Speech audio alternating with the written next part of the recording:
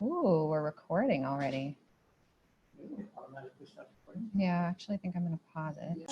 I get exotic with the melodic tune. I get hypnotic with the moon, but you got to put me down soon. I flip a sideshow if you come my way. Up, down, and around, even sideways. I'm about as ready as the light can get. We can go all out. I ain't afraid of the sweat, but yet I bet you got the techniques to freak a girl inside out.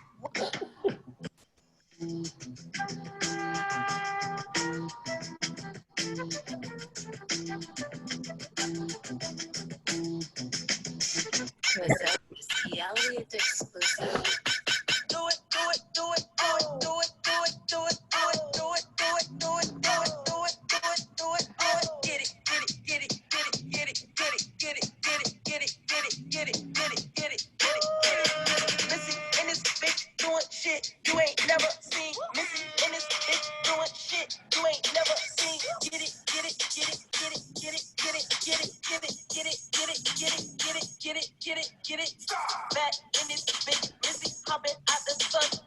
I got about 100 shooters with me, 100 troops. Got 100 bands going ham. We don't give a damn. It go up and down, round and round like a ceiling fan. Round like a ceiling fan. Round like a ceiling fan. Round like a ceiling fan. Round like a ceiling fan. Cool up, cool up, cool up, cool up, cool up, cool up, cool up, cool up, cool up, cool up. Break up, sweat, make up, lose control. Ain't no AC. Going hard, simple 44. Feel like JC4. Feel like JC4. Katie, I made you host. Do you have that now? Feel like JC. And I'm recording on Zoom.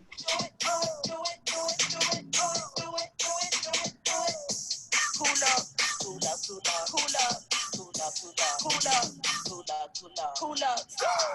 Ladies again, I'm finna win, finna go on, finna go in. Me and my friends, yeah, we on 10 and the song never ends, so the song never ends. Body shaped like a fisheye lens. I make it drop, yeah, I make it bend. Cool off till after the wind. 4, 5, 6, 7, 8, 9, 10. Way too high to get over me, way too low to get under my skin. All the DJs gon' hit that spin. I'ma play this again and again and again. Cool up. Cool up. Cool up, cool up, cool up, cool up, cool up, cool up, cool up, cool up, cool up, cool up. Yeah, I did make Katie the host. I'm working on it. Do it, do it, do it, do it, do it.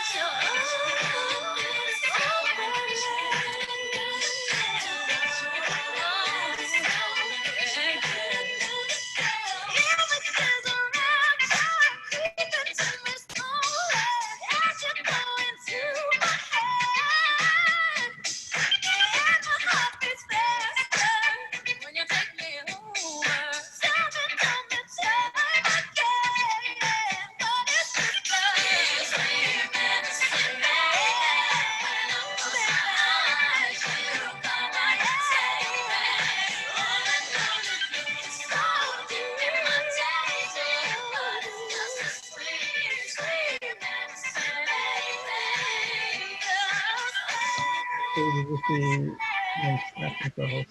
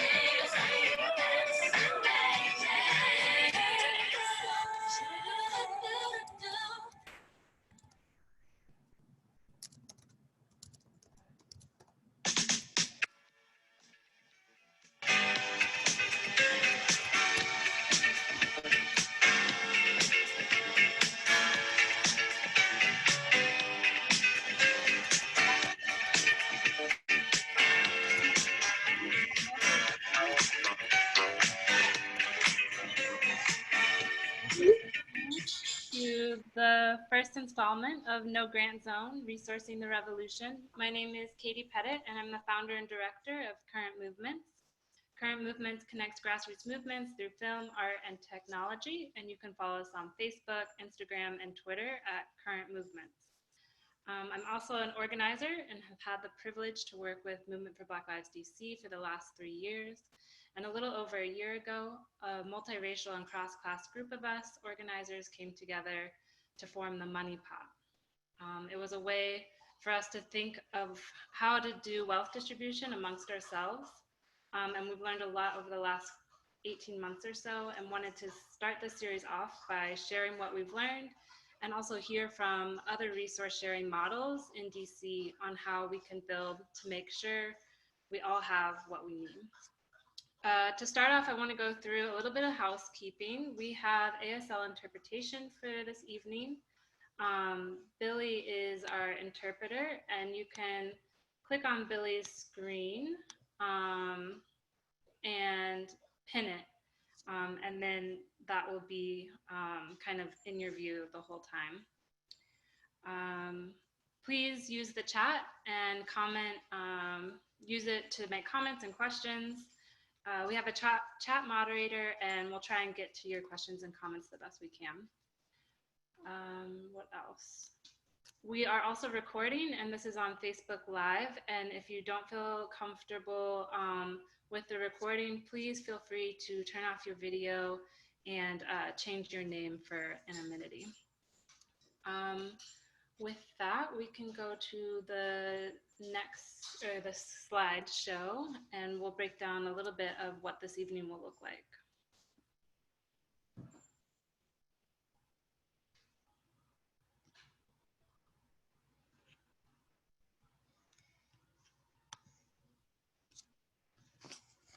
Katie, can we make the other Mints co-host? We got the wrong one. Sorry, y'all. Slight technical glitch. Let's see. I don't think I'm host anymore, so that Mints has to make herself the host.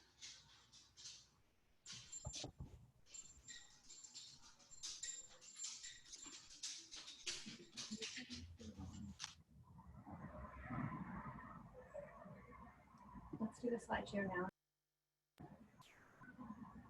Okay, So I think we're gonna do this slideshow now and then come back to small groups. Yeah? Is that okay with y'all? Cool.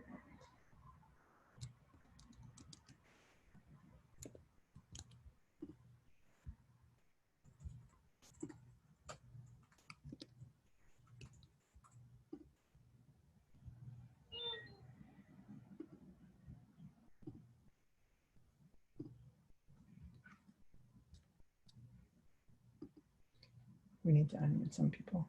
Okay, who do I need to unmute? Are you muted, baby? I am. Hey, Nora.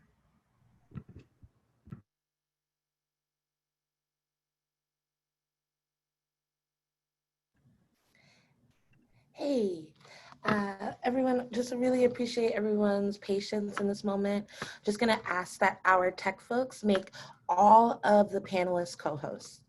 That will ensure that you do not have to unmute people every time you wanna speak. And so we're doing that right now. But thanks everyone for coming. Let me put my video on. My name is Kiki. I'm at Black Lives Matter DC, and I am a representative in the Movement for Black Lives Money Pot.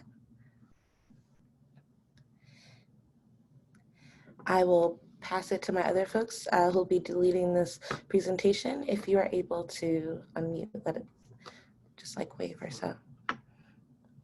Okay, still working on it. I can unmute now. Okay. Hi, everyone. I am Naya. My pronouns are she and they. I am a member of BYP 100's DC chapter and also part of the InfoBL DC Money Pot team. Let's see if other people can unmute.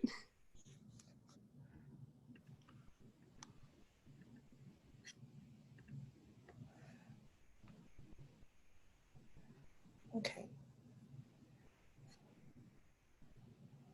Hey y'all, my name is Emmelia Talarico. I'm an organizer with No Justice, No Pride.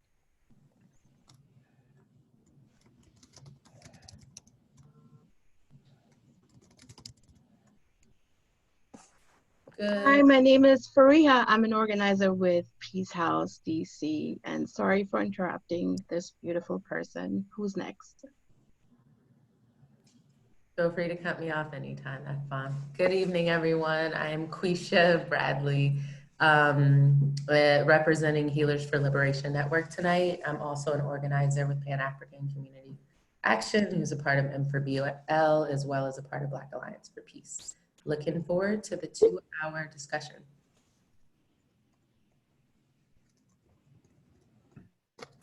Hey all, my name is Nora Rassman, and I'm a member of the DC Money Pot, and really happy to be here with y'all.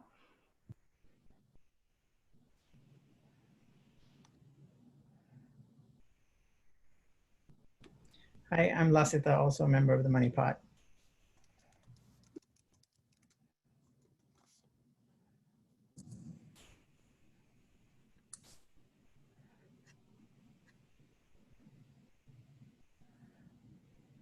I think we got most of everybody. Do we want to move on to the slideshow?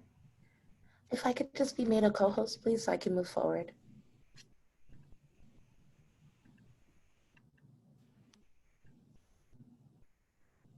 Awesome. Thank you. All right, let's get into it.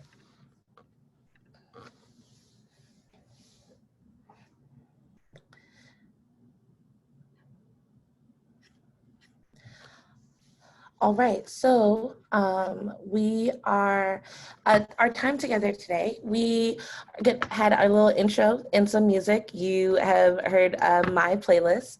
I have some other music I'll be playing for you throughout the evening. We're gonna get into a breakout. And so this is for you to get to know each other, have some questions about how we feel about money.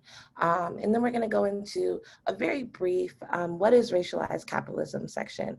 We're just going to be sharing some of the myths that we've learned and unlearned in this work. Then we're going to have a live conversation with members of Money Pot. We're going to talk about the practices, the lessons, and we're going to have a Q&A.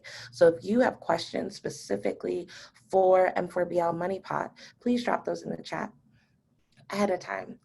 Then we're going to have a break. I'll be playing some music. Then we're going to have a really great panel about tools and approaches to redistributing resources. We'll also have a Q&A after that too. And then we're going to talk about just what is the key lessons and learnings we've heard from today and what's next, how you can be a part of Money Pot and how you can support the organizing moving forward. Great. So let's go to the next slide.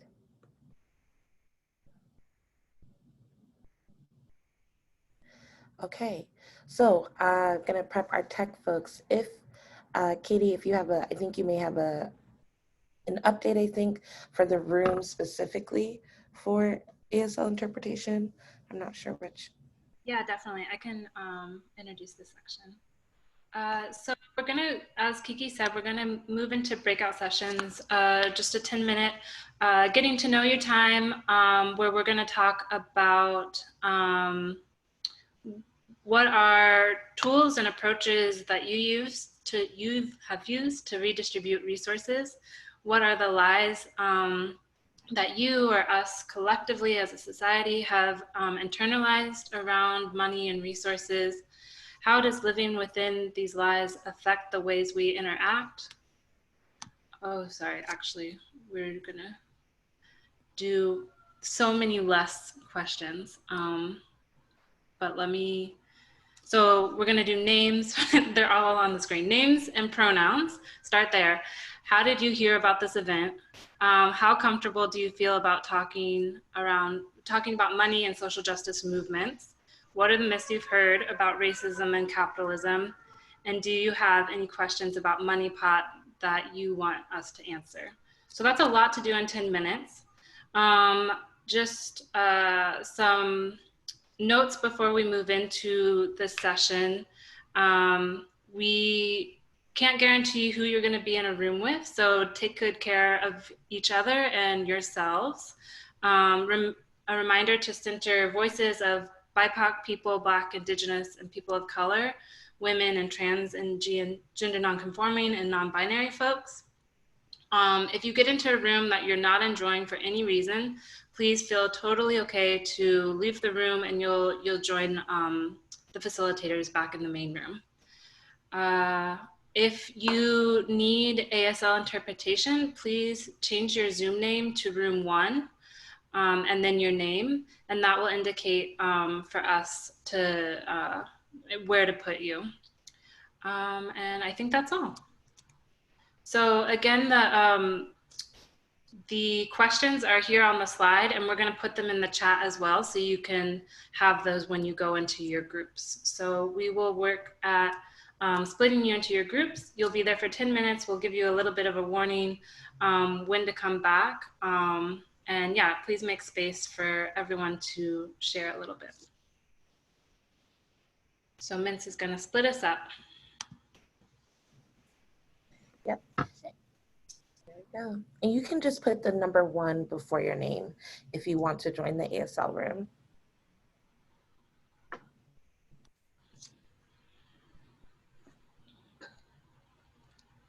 And actually, I'll even say, if you want to be in the ASL room, just go ahead and stay. Don't take the request to go into a breakout room. We'll all stay here, and then I can, because it will take a long time for me to go through and figure out who would need to be in that room. So just, if you want to be in the ASL room, just stay here, and then we'll get you in a room for yourselves. Okay, here you go. Have fun.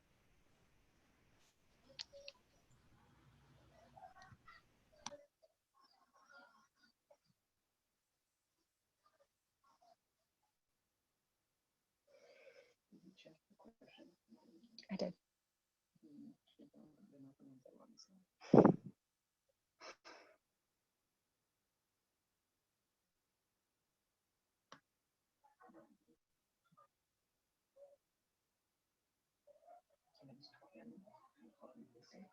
Okay, so those of you who are still here, I can go ahead and add you to your own room. Hold on just one moment.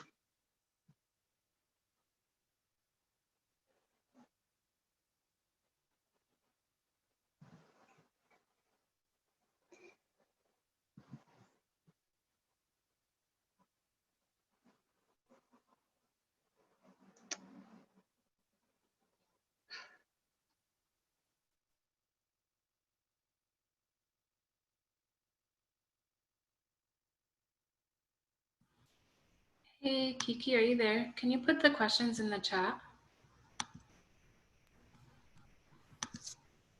I don't see them, but I will add them.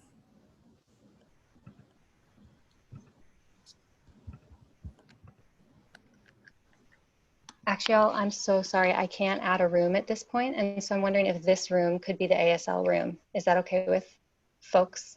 So those of us who are not interested in being in that room, we can turn our videos off, turn our sound off, and then this can be the room for folks who are speaking ASL. Is that okay with everybody?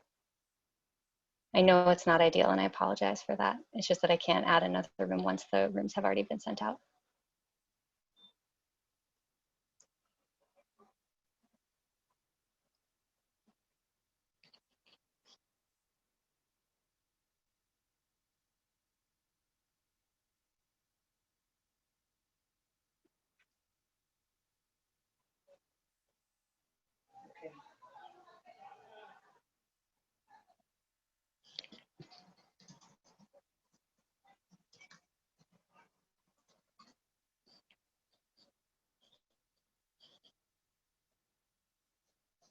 Okay, who's keeping time?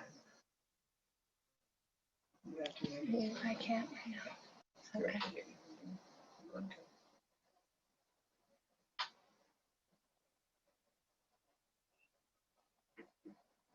Can you get folks talking in this room? Is that possible?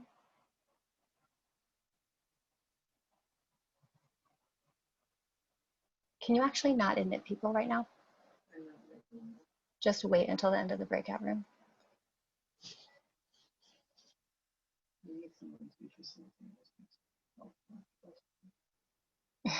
This one's so terrible.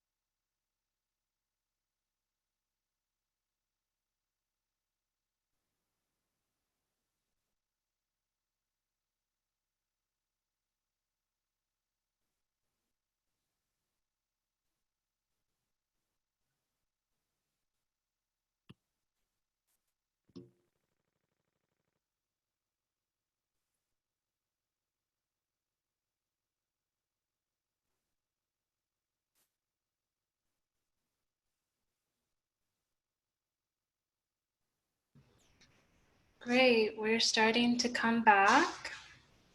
Welcome, welcome. I hope those conversations were a good starting point for this evening.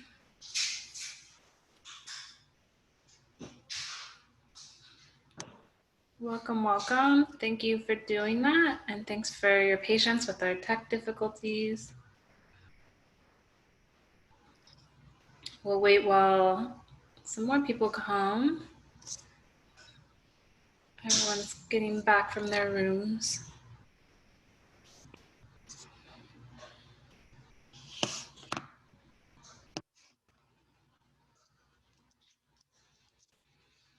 All right. Great. Well, thank you again for being here. Oh, my video is still off. Sorry about that. My name's Katie Pettit. I use she, her pronouns. And we're just really glad you're here with us. And we're excited to get to know you a little bit.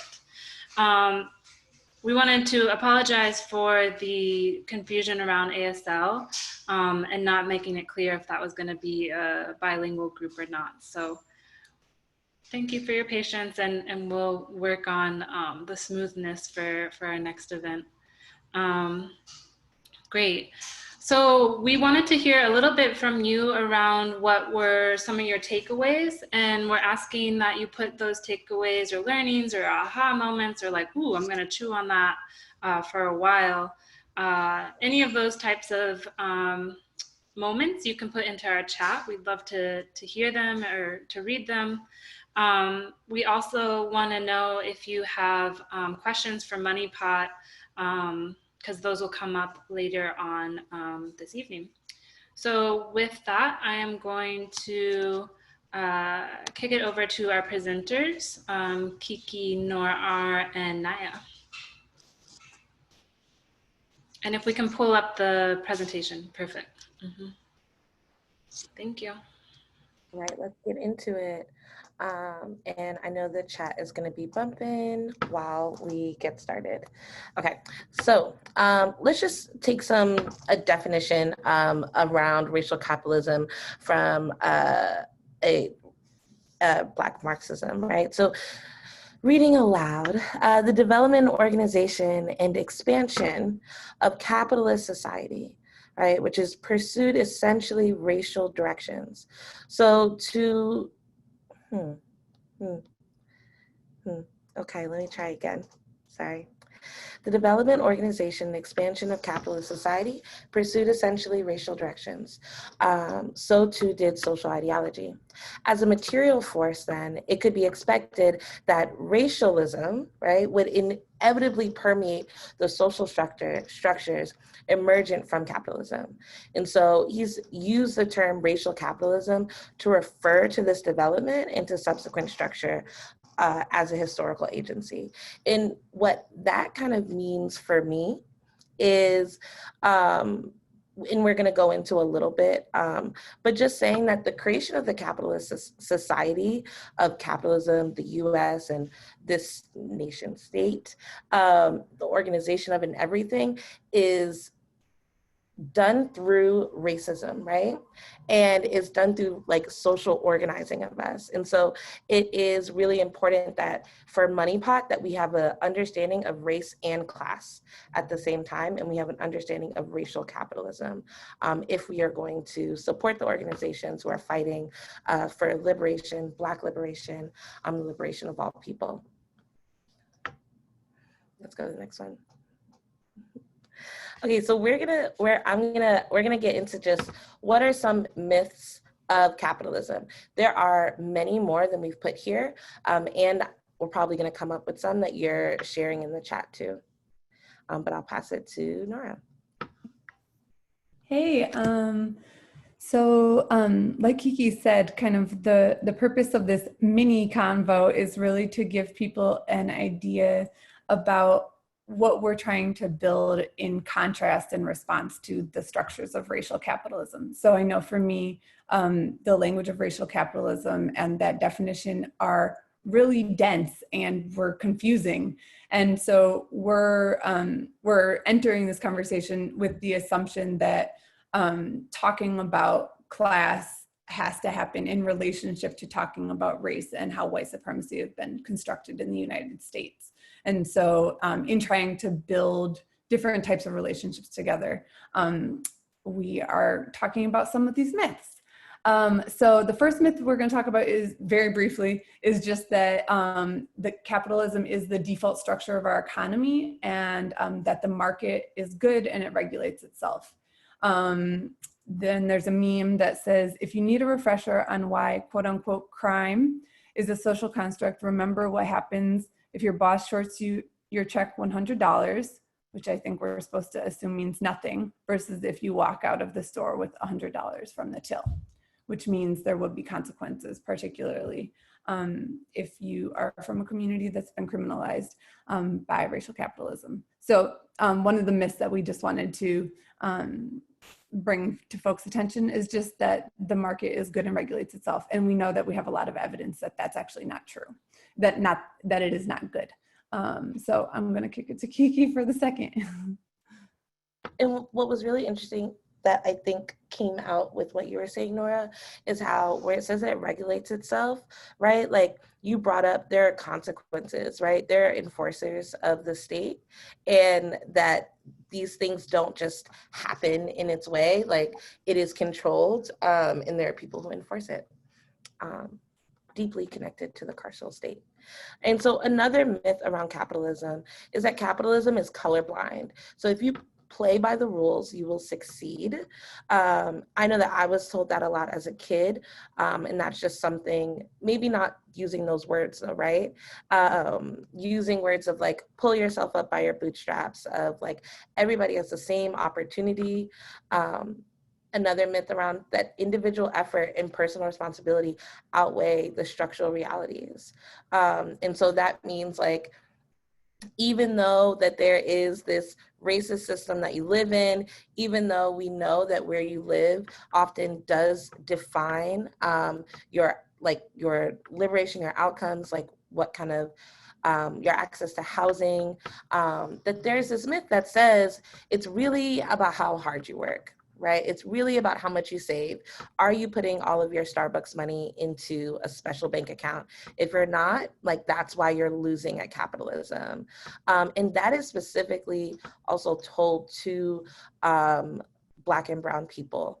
And this meme is kind of more of the truth that has come out of this recent uprising, of that you have stolen more than we could ever loot.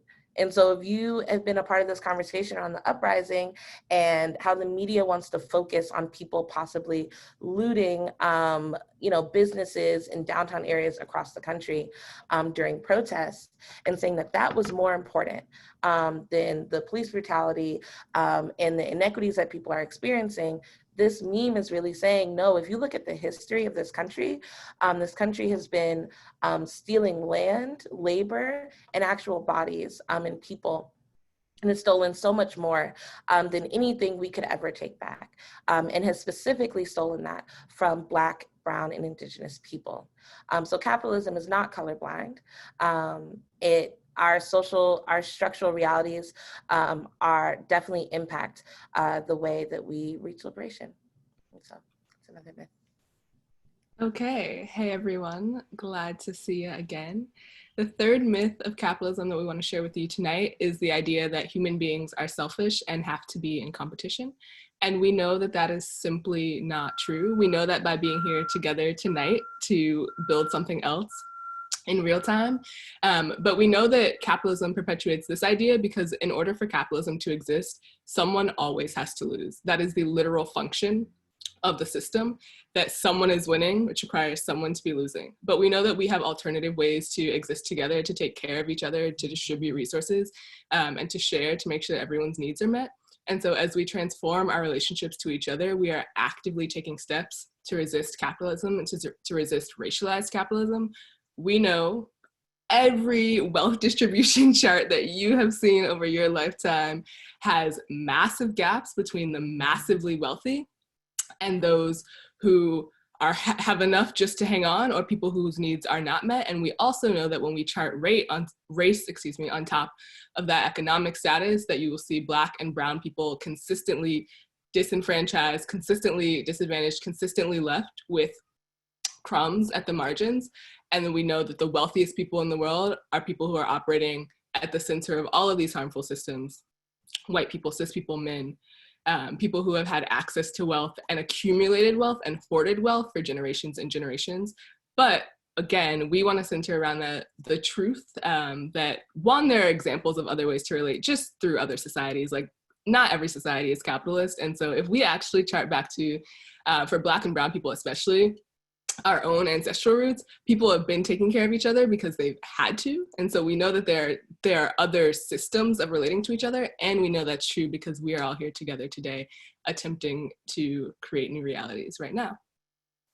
And this meme is great. So it's a meme of Winnie the Pooh. It goes, or it's not a meme, it's a comic, sorry. It goes, "I love honey." And the next box goes, "But you know what I don't love?" And the third box goes, "Billionaires hoarding wealth while workers get laid off." Which again is just pointing to massive disparity, but unnecessary disparity that we have the possibility and the ability to combat right now. And that leads us very nicely into the fourth myth, if we can grab the next slide, that any economic or social structure that is cooperative is considered a threat. And so we're talking about all these other ways to relate to each other, ways to make sure that people's needs are met.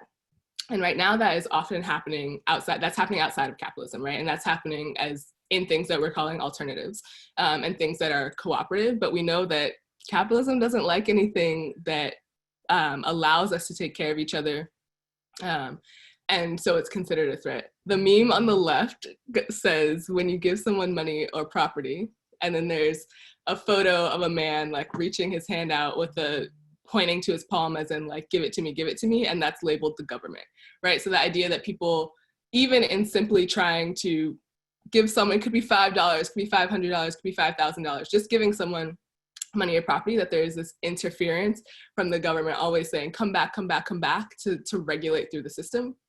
And we know that makes it more challenging for people to get the resources they need. That could, again, be on an interpersonal level, that could be community, that could be a neighborhood, that could be nonprofits, or it could be groups that would not be nonprofits that have been funneled into the nonprofit sector because the government is forcing them to have some sense of control, some regulation, some oversight on funds that are hopefully meant to take care of people. And some good examples that I have found in my daily life are just literally the transfer caps on Venmo and Cash App. The fact that we are getting closer and closer to being a cashless society every day, and that actively excludes people because we also have the construct of credit. That is a deep capitalist governmental regulation. We know that tax laws benefit the wealthy and actively disenfranchise people without excess resources. And we also know that while people who are trying to take care of their needs not in excess are facing these like Venmo limits, these movements towards not to being a cashless society, that people who do have excess already get to evade these barriers that other people face and have access to sending money without seeing a single penny taxed at all. And so we just want to show you this succinct video from Big Door Brigade that really hits home on this last myth as well.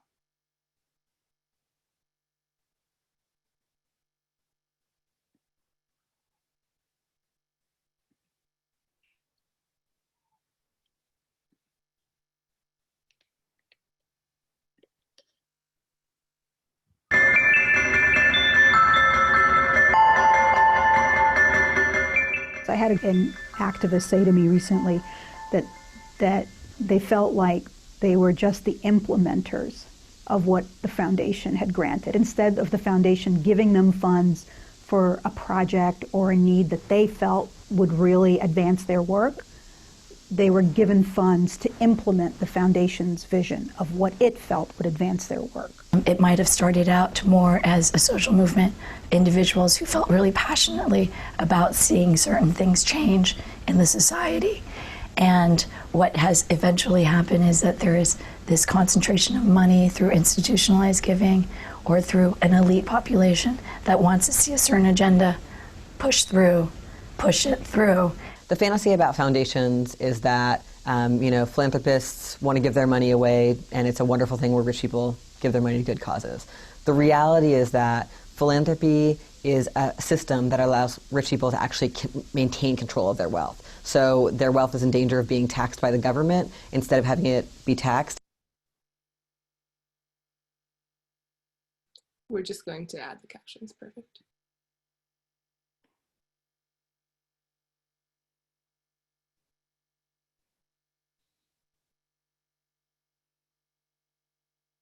They can put it into a separate place called a foundation, which is still a bank account that they get to control what happens to, and they only have to give 5% of that away a year. So they can be growing their pile of wealth, and it's got their name on it, it's their elite money, they can spend it how they want, they can pay their friends to be on the board of trustees, they can pay their friends and family to run the organization, and that 5% includes the operating expenses. So really, they actually get to maintain control of the wealth by putting in a foundation. And the vast majority of foundation and philanthropic giving does not go to social justice, right? A lot of it goes to the right wing that has really benefited from philanthropy. Some of it goes to various vanity projects of the wealthy. But it's not, this is not an effective way for us to get at the root causes of poverty and racism and colonialism, et cetera. The majority of the money, like overwhelmingly, are going to the national intermediary organizations that are based in Washington, D.C., that claim to be representing the grassroots communities, and also to policy organizations. I mean, I'm not saying that those aren't important. I just think that foundations essentially determine which strategies get deployed within a social justice ecosystem. I think that's very unhealthy. Private philanthropy is controlled by very few people. The boards of directors of most foundations are extremely non-representative racially and by gender. And the decisions that are made by those boards are unaccountable. They want to fund kind of very technical or kind of, small piecemeal wins. I don't think that they want to fund radical things that have a structural change. We need radical transformation of our economy, and those people who essentially have benefited from an economic system that allowed them in the first place to create these foundations are not about to fund things that will radically undermine their power.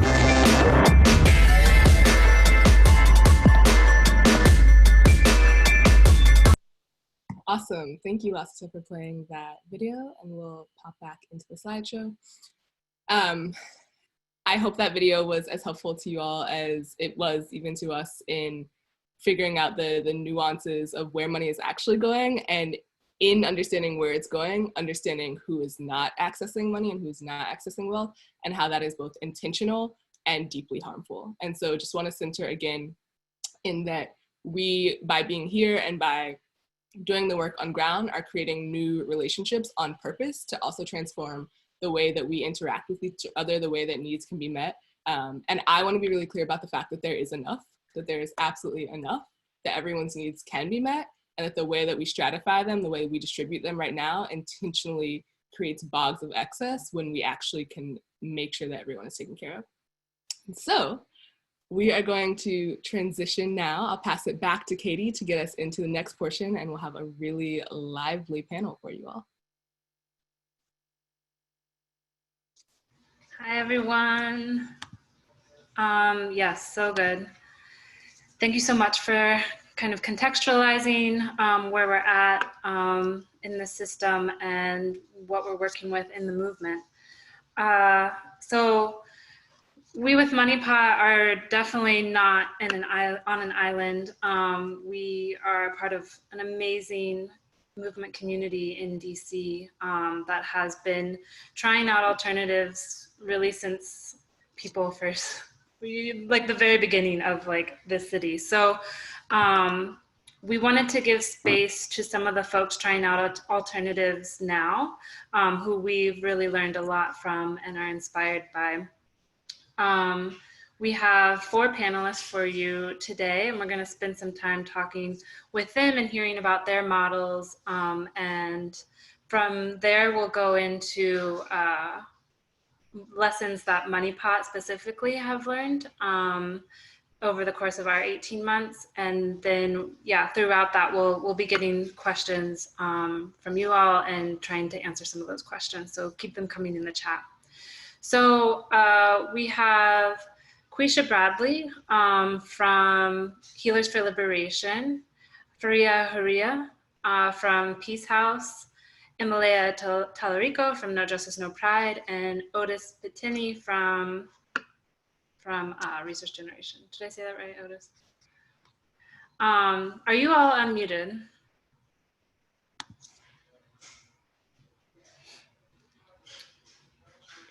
Yes. Okay. Hey. Hey. Also, just want to throw one housekeeping note in there, that especially with the panelists, if you want to choose speaker view, then you'll be able to see the video of the person who's speaking pop up in the large box for you. But I'm also looking at it in the grid view to see all of our lovely faces together, whatever works. And the speaker view, it's at the top of your screen on the right-hand side. There's speaker view and it says exit full screen. So you can switch over to that.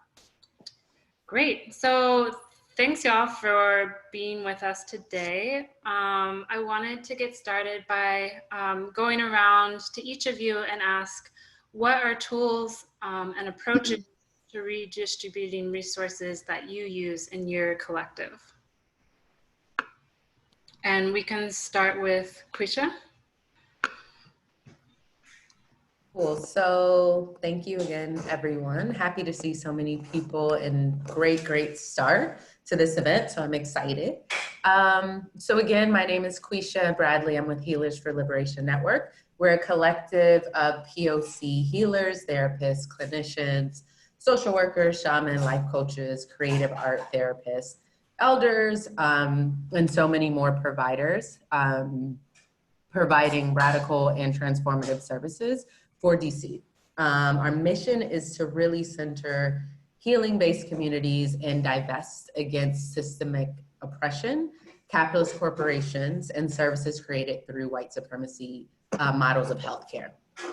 So recently, our work has really kicked up, given we are in the midst of just larger universal transition that has manifested into economic downfall, heightened contradictions, a pandemic. So we have been able to kind of increase the services we provide. Normally we provided at a sliding cost, but given the times we're in, we've been able to provide free services for people, which has been phenomenal. I think, sorry, Katie, can you repeat the question? Yeah, definitely. You're answering it. Good. What are the tools and approaches you all are using to redistribute resources? Right. So one approach we're using, again, is just not even being concerned with a return on investment. That's not our style. That's not what we focus on. So providing free services was a must in the past few months. Something we are also being intentional about is, energy work, spiritual work, what our providers give to the DC community and the organizers we have been able to interact with is a service that needs to be valued just like anything else. So we're very intentional about the money we do get, putting that into the pockets of our providers, because we know there's just always an opportunity cost. I'll stop there. Yeah, that's great. Thank you so much. And so if you guys don't know Healers for Liberation, it's incredible, beautiful work. There's just so much amazing work happening in DC, but the idea really comes from organizers. It started from saying in Black Lives Matter, Black folks who are organizing need healing, supportive resources, and that should be free and available to them. And so Healers for Liberation has grown and blossomed over the last couple of years, and especially during this COVID time. So just thinking about what is needed and how do we provide that service right here, right now amongst us. And Emmelia, with No Justice, No Pride, you had a similar question and I wouldn't say a similar answer, but you and No Justice, No Pride have said, how do we house trans folks, and how can we do that right here, right now, with what we have? So same question to you. What are the tools and approaches to redistributing resources that you guys use?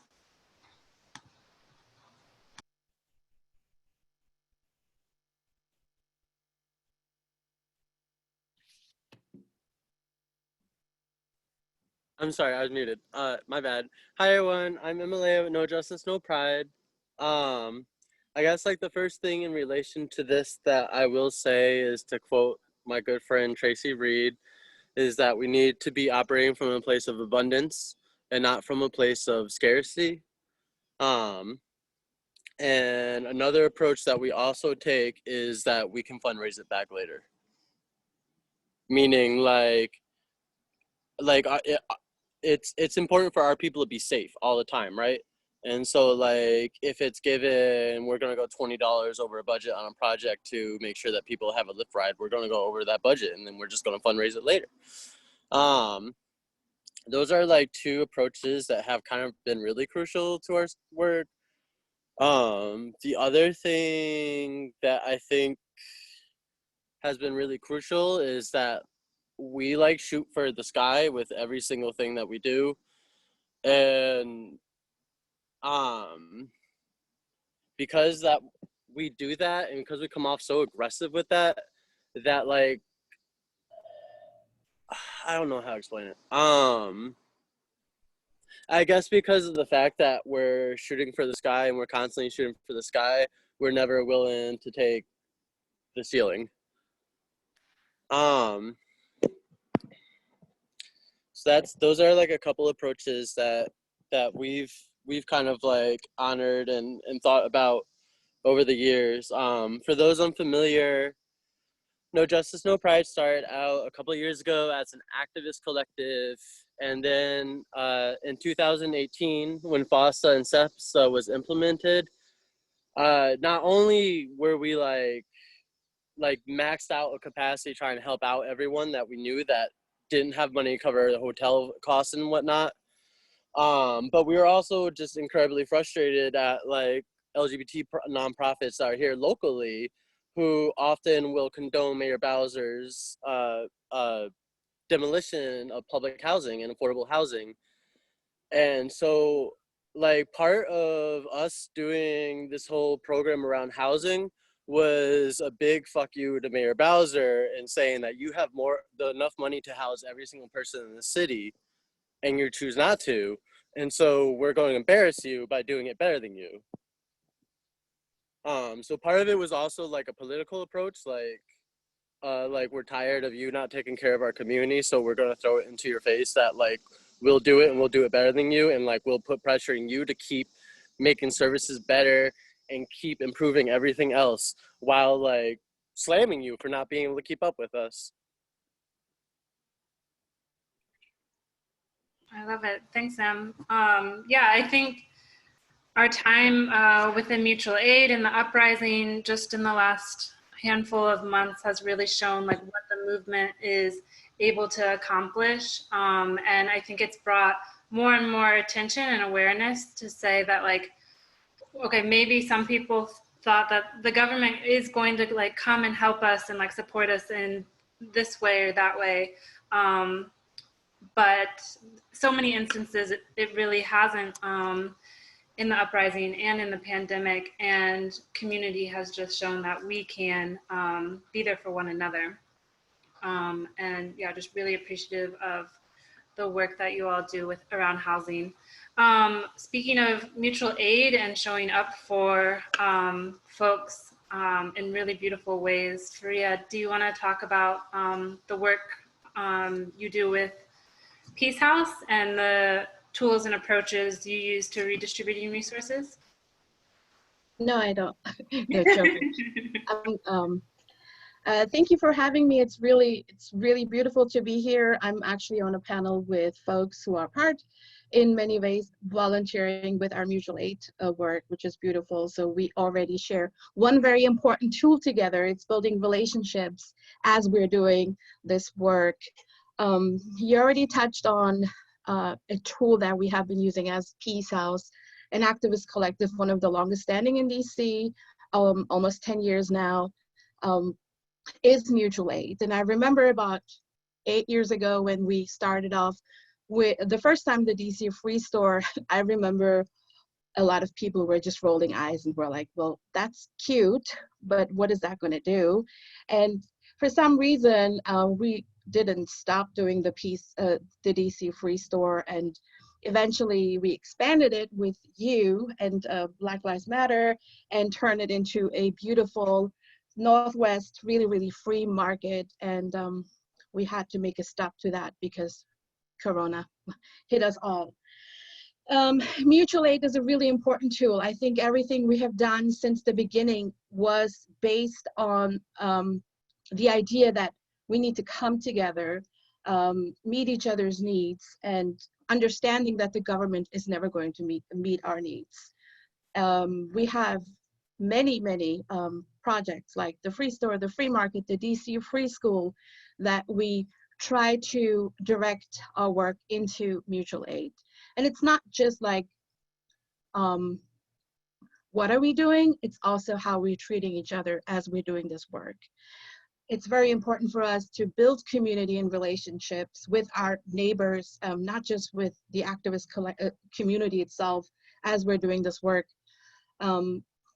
Another really important tool now, as soon as the pandemic kicked in, is that we came together with amazing people, folks from Black Lives Matter DC, folks from Black Swan Academy, folks from Peace Fellowship, and understanding that this work is so important and so big that we can't do it alone.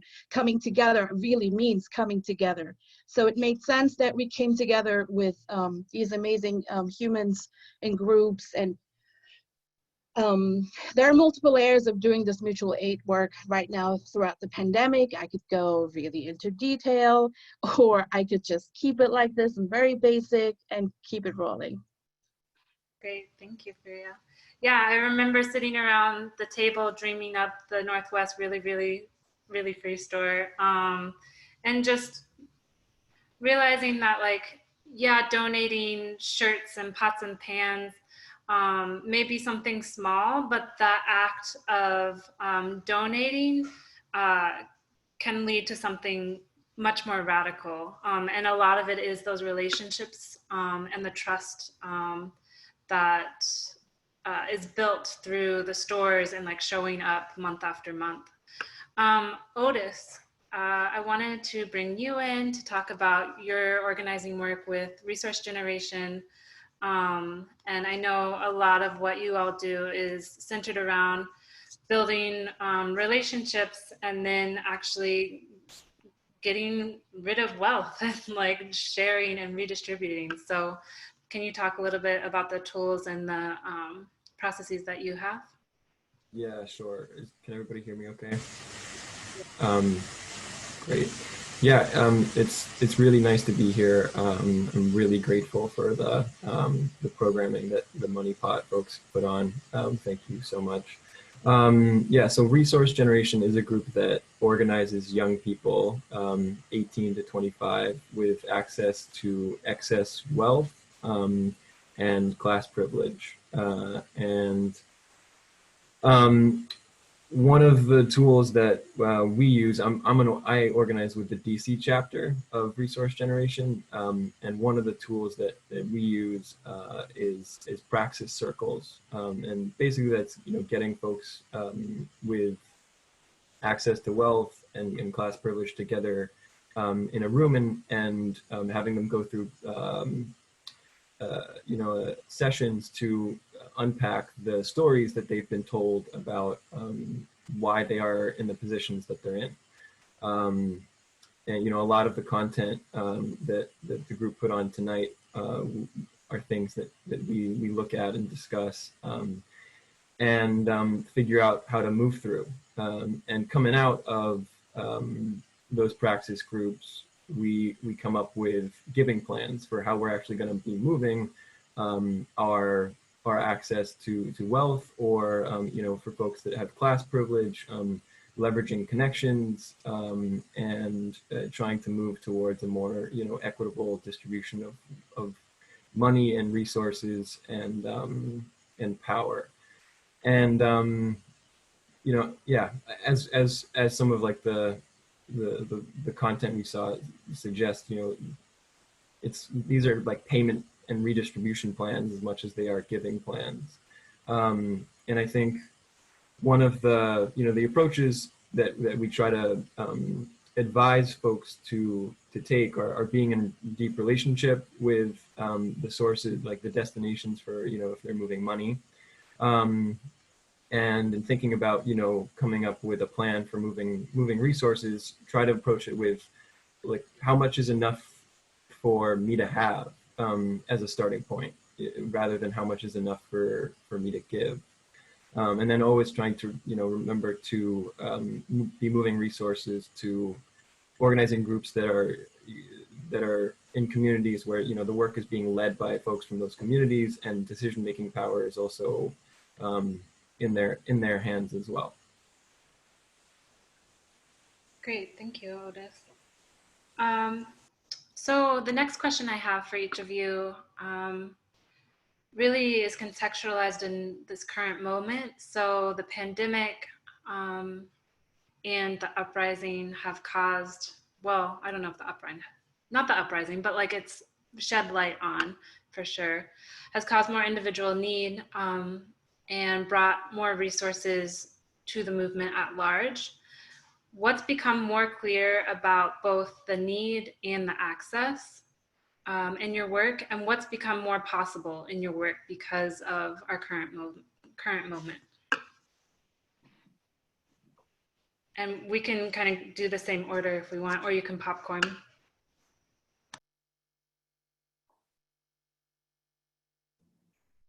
Okay, I'll take it again, and then kindly request on the last question I don't go first, just to mix it up a bit.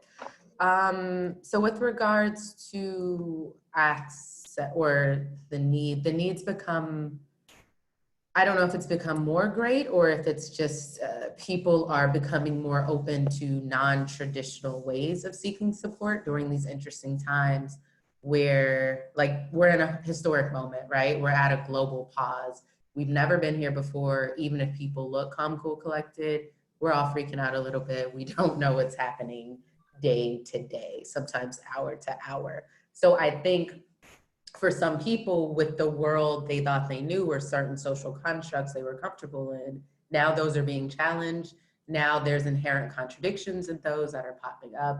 Now the work a lot of us have been doing or planning for is upon us, and we're realizing, oh, we thought our organizations were a bit tighter here and here. Now we need to do this. So just this internal, I guess this moment of introspection is bringing people to think differently. Thankfully, that's bringing more people into being more open for certain ways of guarding their mental health and well-being, but as well as their spiritual health and everything beyond. So, and that's in terms of need. In terms of access, we as a network are learning, we've been able to do a lot with the small group we have, but we definitely need to figure out a way to be a bit more sustainable in how we provide our services, as well as guarding our kind of internal capacity as well. Because a lot of us in the network wear multiple hats, whether that's being an organizer, whether that is actually doing clinical work. So yeah, it's really forcing us to take a look and just be a bit more, for lack of a better term, like reorganizing ourselves internally. I'll leave it at that. Thank you. Great, thank you.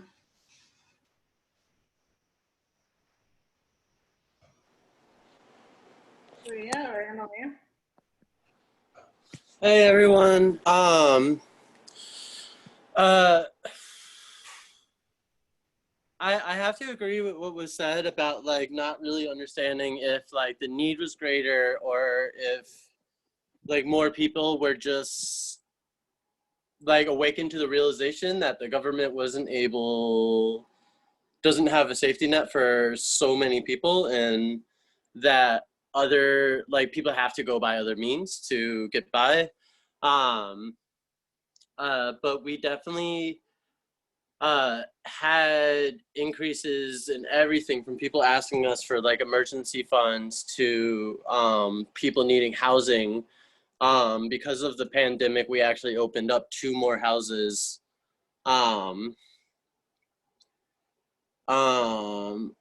One thing that kind of did work in our favor is in 2018, again, going back to FOSTA and SESTA, was that was a huge crisis for many in my community, and we had spent like the last 2 years before COVID recovering from that. And so by the time that COVID happened, we had developed like so many different tools internally on like how to support each other, how to support the community. I mean, within a couple of weeks of COVID hit in DC, we had a GoFundMe up for DC-based trans sex workers. I think the thing that makes me really scared and made me really scared when the pandemic first hit and continues to make me scared is like, unlike back in when FOSTA and SESTA was passed, where that really impacted like a certain community, this pandemic impacts everyone. And because it impacts everyone, the cracks that the government that are already formed within the system to support community members, to support people, just get bigger. And I mean, it's definitely evident to me that like there's more falling through those cracks now. Even with all of the different resources that have been put out there. Yeah. Great, thanks, Sam. Otis or Fariha?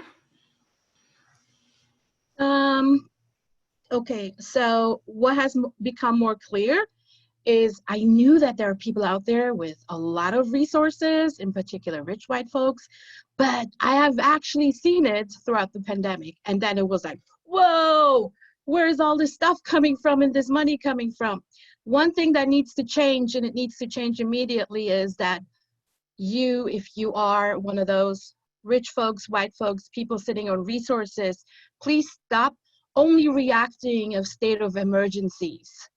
Please stop only reaching out when there is an urgency, because if we had done things previously differently, then we wouldn't struggle so much. And when I say we, I'm talking about those who belong to a marginalized group, in particular Black folks east of the river, in particular brown folks and indigenous folks and queer folks. So we need to completely change that.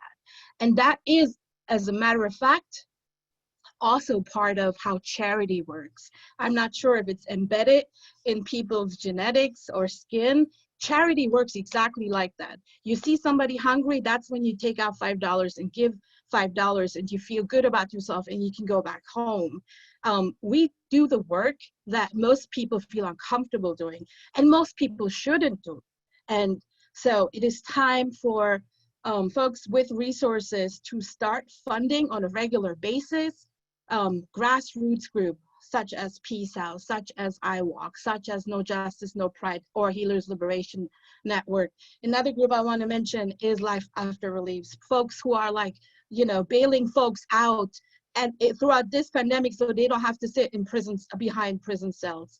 And we're doing it on a very small scale, we as iWalk, but we want to do it. We want to make sure that we keep each other safe, and it's not just a slogan, a mantra that we learned in just lip service. We're going to have to do this, and we're going to have to make things differently. And if this is uncomfortable, well, you can find us anywhere. You can find us on Facebook. You can learn how to donate and start donating and financing these projects on a regular basis. Yes, all of that. Otis, what have you seen throughout the last 5 months? first, I just want to say that was well said, and I think I agree with all of that.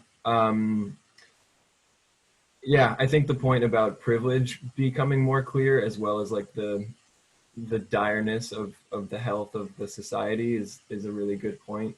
There's so much unchecked privilege on display at the moment. You know, learning pods for kids that don't want to risk going to public school for, you know, with private teachers and just separate systems. And I think some of the things that it's clear that there needs to be like a structural change, you know, as well as a lot of movement from like individuals immediately.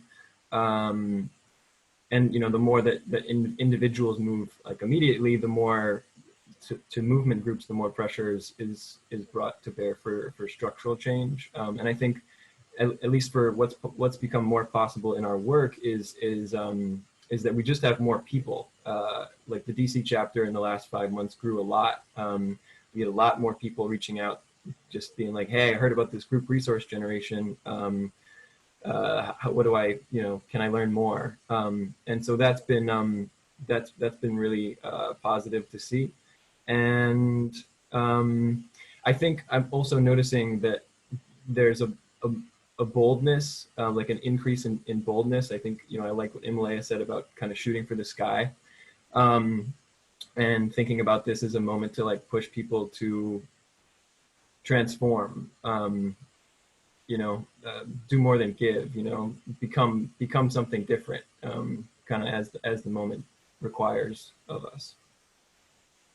Yeah, I think that's exactly right. Like, and that's what's so beautiful about movement work and around, you know, the organizations here tonight, but so many others here and around the world really, is like the ability to say like, I want to see something better that isn't currently happening and I can make it happen. It's that like vision into action work that's just so beautiful and inspiring and hopeful and all of the things. So I want to make sure we get to the rest of the components we have for this evening. So as a quick wrap up, to each of you, what do we need to unlearn, and what are old ways of thinking about wealth redistribution that we need to let go of? And we won't start with Queshia. And let me put that in the chat as well. So it's, what do we need to unlearn, and what are old ways of thinking about wealth redistribution that we need to let go of?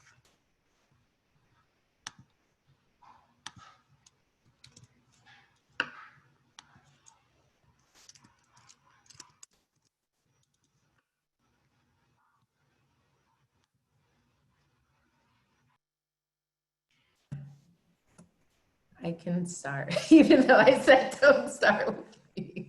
Thank you, fellow panelists. I'll go first again. So with regards to what do we need to unlearn, a few people touched on it already, but definitely this coming from a place of lack. Like there's enough abundance with a capital A for every resource most resources you want to imagine. The green paper we call money that we have deemed necessary as currency being one of those things, right? So we see wealth gaps getting bigger. We see billionaires making a high profit margin in a pandemic. So we don't have a lack of resources. So again, this thinking that there's a lack of anything needs to be turned on its head. And then with regards to the second half,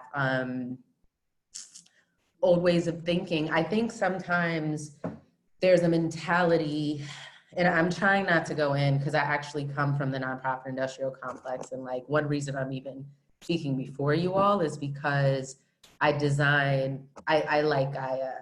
write grants, right? So that's part of like design program management. So I have so much to say about 501c3s, donors, this very toxic relationship that the world is now in. But I'm trying not to go on that tangent, so I digress. But I will say we need to be mindful when we slap a 501c3 onto anything, and be very, very clear about what conditions that comes with.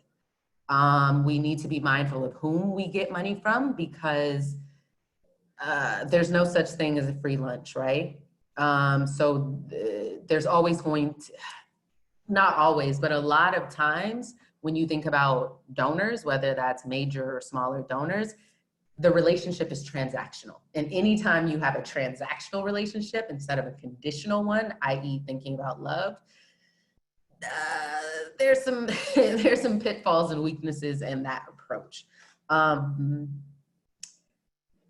Yeah, I would encourage, for those who think they do need money for something, would encourage us all to think about things like the money pot, right? Think about diversity fund, like more of the independent, smaller grant making institutions.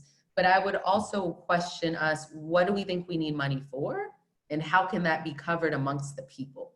You know, because and I think that's, or at least that's where I think most of us are moving, right? Just getting away from from what we have been taught is the current way to do things in this capitalist society, which we know, again, has inherent contradictions, is inherently exploitative, and who does it benefit globally?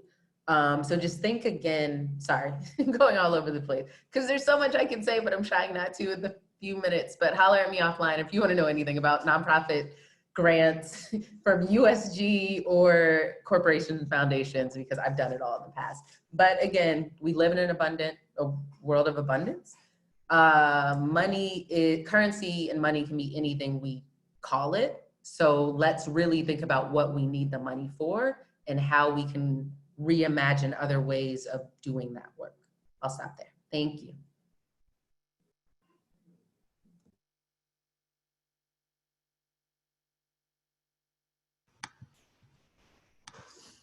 Thank you. I can go. So I think for folks that are holding resources and have access and money coming down the line, I feel like one of the lessons or one of the things to unlearn is like the idea that it's okay for money to make money by itself. I just don't really see a way that can be like an ethic, like part of a world that we want to be in. Like there's no return on investment for just owning something.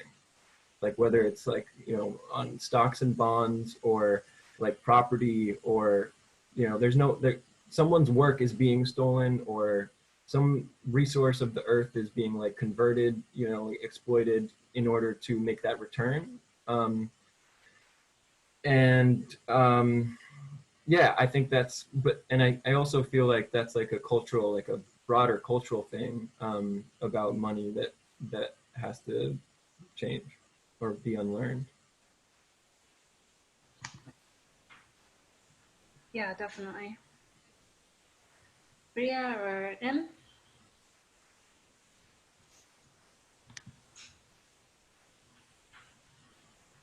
Em, you want to go?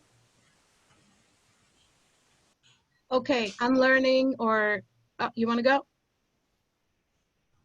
Unlearning that organizers have to suffer and starve and be sick and are not deserving to be okay. Unlearning that we must play performance acrobatics 24/7 for folks who sit on resources. It is sometimes very difficult to be an organizer, sometimes 24/7, and then try to take pictures and post them and use the correct hashtag so that people with resources see that and acknowledge us. It's very difficult. And sometimes there is work that cannot be put on social media, that we can't take pictures of. If you are not aware who are the beautiful humans, warriors of DC are that are doing this work all the time, keeping DC down all the time, then there's a problem. That means that you don't have a relationship with organizers in DC. And right now, throughout the pandemic, organizers that have always held it down are holding it down right now. And they're very tired and they're very drained and exhausted. And so you need to come in and you need to just start funding without coming from a mindset of charity. And let us be at least not worry about how are we going to get these resources. I do want to say that there was a time before this pandemic. I want to say this because this is very important for me. Before this pandemic and before the beautiful humans of Black Lives Matter, in particular April, who make sure that we as organizers, as Peace LCC, are okay. It's not just, hey, you're organizing with us, are you okay? I've never seen this from any white organizers in DC, and I really appreciate that, and it makes me feel so, so loved and so taken care of and loved. And that's all I want to say. And I want to give a shout out to my core organizer, Helen, who is on the corner from Iowa. Hey, I'm embarrassing you. Helen and April. Woo. Okay, Emmelia, are you ready? I'm sorry, what was the question? No, you're good. What do we need to unlearn, and what are old ways of thinking about wealth redistribution that we need to let go of?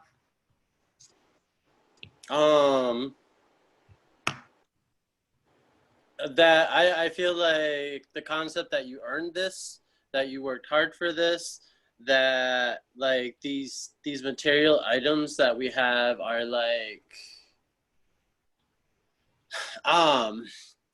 worth protecting more than life. You know what I mean?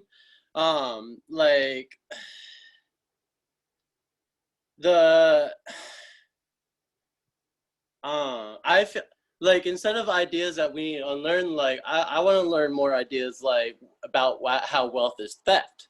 You know what I mean? I want us to start thinking about more. Yeah, I'm sorry, I'm tired, y'all. I've had a really long day.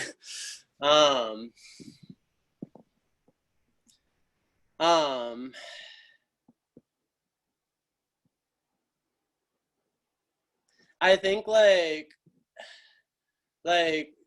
part of like within JMP, what we were doing was like we were building off of like a legacy that a lot of trans women, particularly Black and brown trans women over generations have done.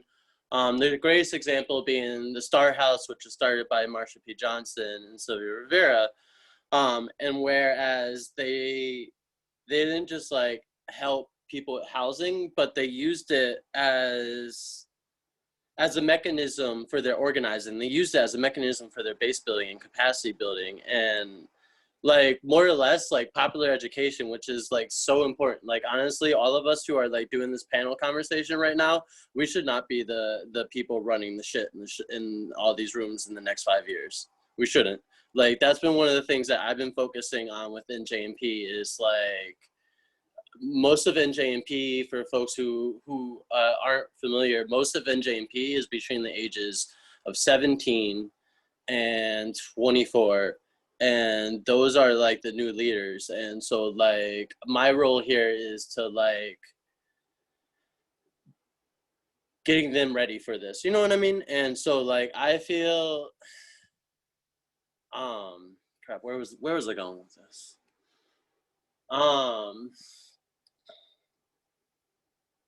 Yeah, I feel like one thing that I talked to while we're on this conversation with funders, I actually did talk to someone who works for a really large funder this year, and she was just venting about how I guess apparently like LGBT housing, the way that most LGBT housing providers operate nowadays is based on this medical science environment way of thinking. And like they broke to me and said that like they realized that they've been like really fucking this shit up for years, and that the people that should have been getting funded to like help do housing and stuff and help find people housing and deal with like solutions that are around homelessness, like maybe shouldn't be like, it should be people from the streets. It should be people who are in activist environments. It should be people who like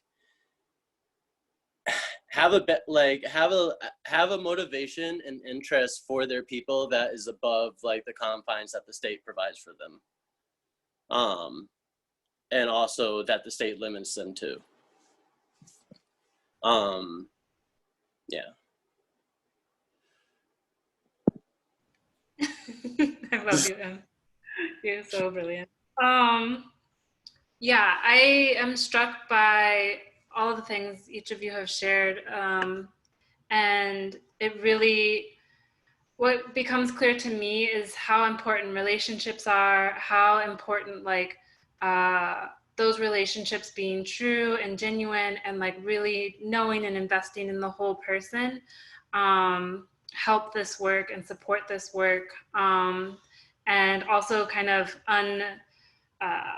unveil and like tear back the curtain around kind of the perceptions we put forth. And so like you need to be honest in this work about like where you stand financially, like how you are emotionally and mentally, and when you're tired, you know, and just like letting people know that. And yeah, so I'm just really grateful for all of your gems, all of the wisdom, and like just bringing your whole selves to this panel.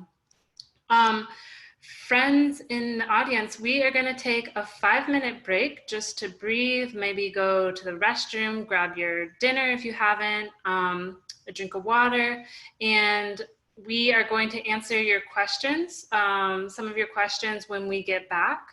So if you can type those in the chat if you haven't already, we'll do some Q&A and then we'll head back to some of the Money Pot folks and hear some lessons from them. So we're going to play some music while you get to breathe a little bit.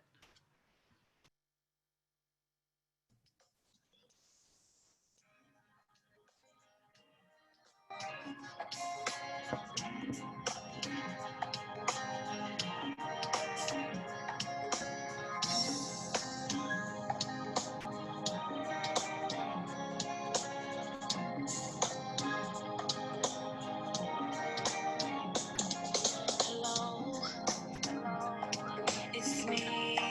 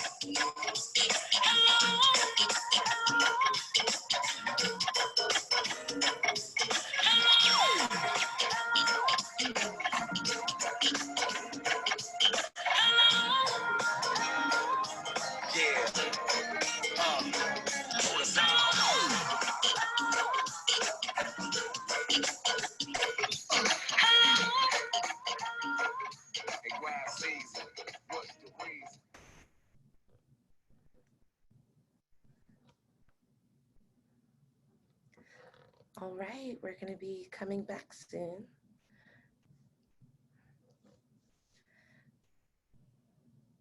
Go ahead, Katie. Hi everyone, welcome back. I hope you love that song. I hope you did a little dancing.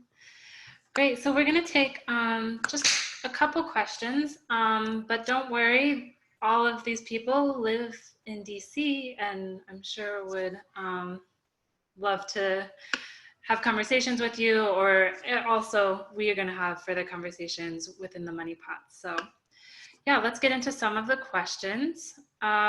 This first question, and to all of our panelists, don't feel that you need to answer each and every one. So yeah, I'll just put that out there. The first question is there an unwillingness to accept philanthropic dollars, particularly if the source of the funds is not a person or family who is using a foundation as a tax shelter and without many of the restrictions described?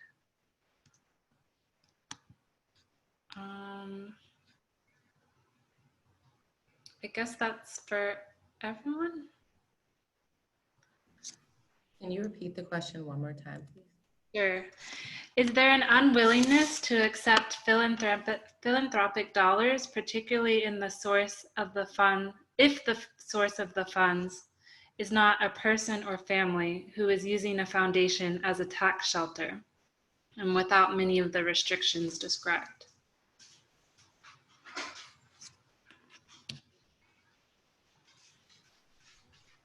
Does anyone else have thoughts before I comment?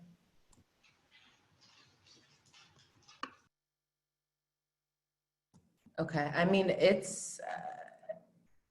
that's a fairly open question. I mean, for the context of our conversation, I would strongly suggest, yes, there should be an unwillingness to accept funds that come from questionable sources.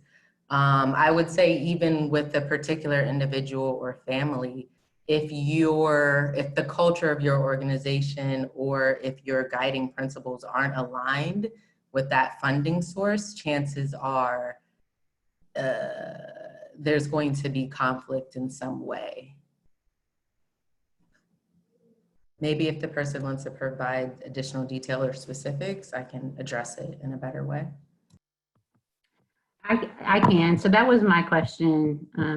I'm with the foundation context. You know, I came out of organizing work and working while the institution of philanthropy exists, I want it to become a structure that stands in solidarity with people working on the front lines of justice and ultimately like led by and controlled by, right? And so in our case, we're not a family foundation, we're a private foundation. Our values are racial justice and solidarity. We're not perfect, of course, but ultimately, like, I want to get money to people that are doing work, organizers that are doing work on the front line. So you're not housing insecure, so you have the things that you need because you're fighting for my liberation, my justice, and that of my husband, my child. And so I guess I stand in this place of conflict because I want you all to have the resources while they exist, but I also understand why you wouldn't want to and shouldn't be taking money from philanthropic sources in many cases. Great, thank you for that clarification. And just to clarify, so private foundations, I mean, the Bill and Melinda Gates is one of the biggest private foundations, and they do a lot of harm in my industry of public health. So I appreciate your thinking, and I hear where you're coming from. I mean, the only workaround I can think about is if, like, structurally, right? So you know how there's always application, or there's this elitist thing one needs to fill out to request funds, and that you assume whoever's requesting funds has a certain level of expertise or knowledge to even write. Like, there's a difference between writing and writing a grant. There's a difference between writing a white paper and writing a research paper. Do you know what I mean? So maybe a small way you can do it from the inside, if possible, is figuring out a way to level out that process, or doing away with the process. But yeah, that's a tricky one, because at the end of the day, it's still a foundation. So there's still reporting requirements. There's still other things that need to be in place.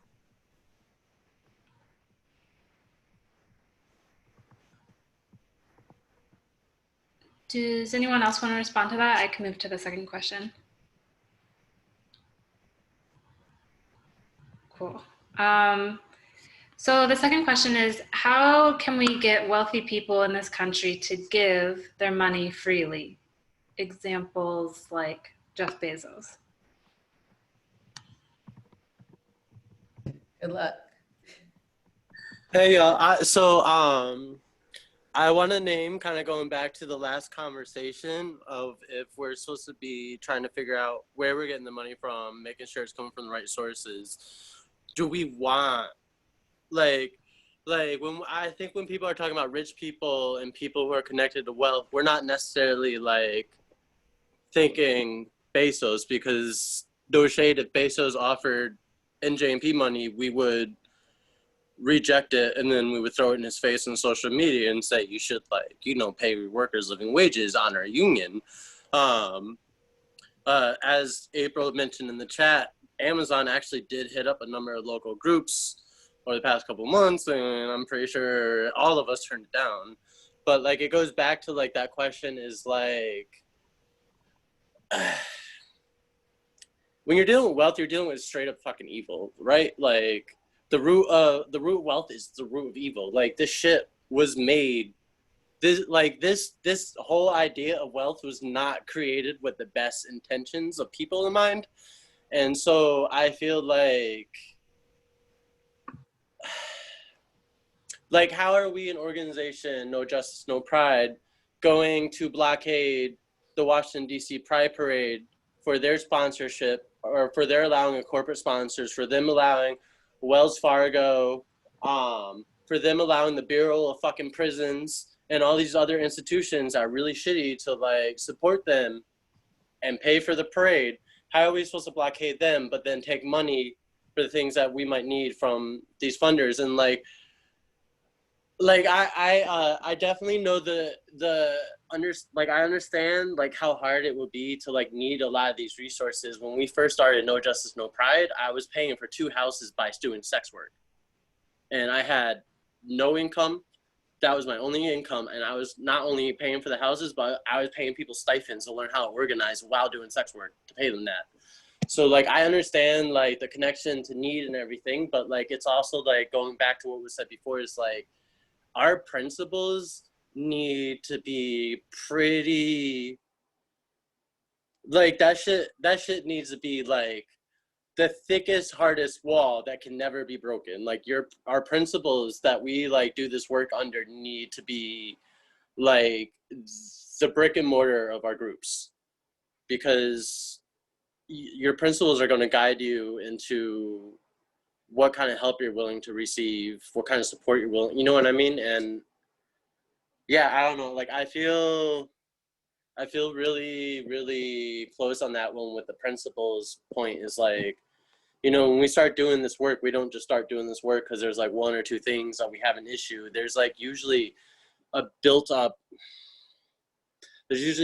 framework of shit that is going on. And so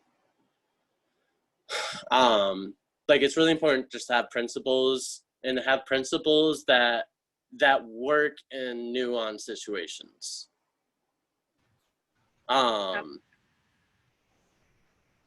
like, I guess like an example of what I mean by that, like work in nuanced situations is like, for example, if you're doing work to make sure that the most marginalized are housed, like the principles of which you and whoever form to do this housing work, like it shouldn't like really be based off of like if this person like fucks up or if this person has a guest over or something like that. Like it needs to be built on nuance. Like when we started doing the housing stuff, like a lot of the girls would have their boyfriends stay over, and a lot of people make comments to us that that wasn't safe and whatnot. And like, you know, people, so I got quite like a couple of people questioned my principles until I told them about the fact that like, you know, when the girl has their boyfriend here and they're with all their girls, they're with all their sisters,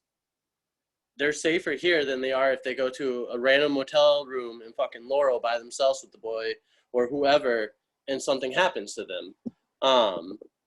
And so it's just like making sure that you have strong principles and that like those principles will stand up to nuance and it makes sense with nuance. Like you got to make it make sense.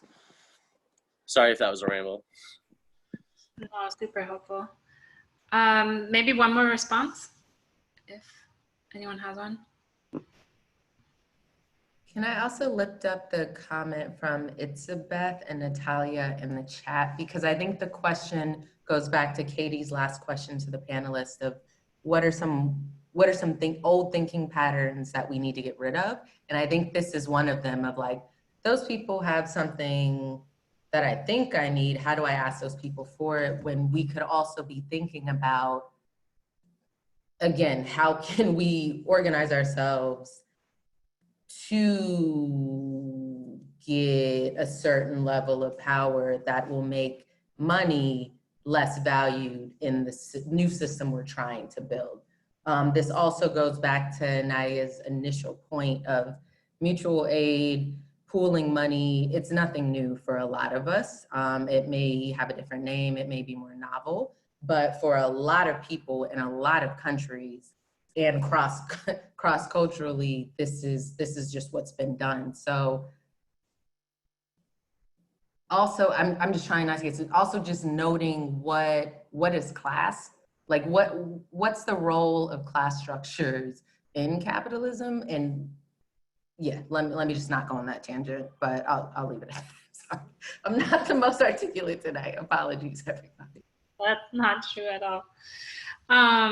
Okay, great. I want to leave it here. I know there's a lot more we can dig into. And again, like we will have further conversations and we're going to let you know about how to plug into those conversations in like a small group way or like further events at the end of this evening. But I'm going to transition it over to folks in Money Pot to tell you more about what we've been up to and the things that we've learned.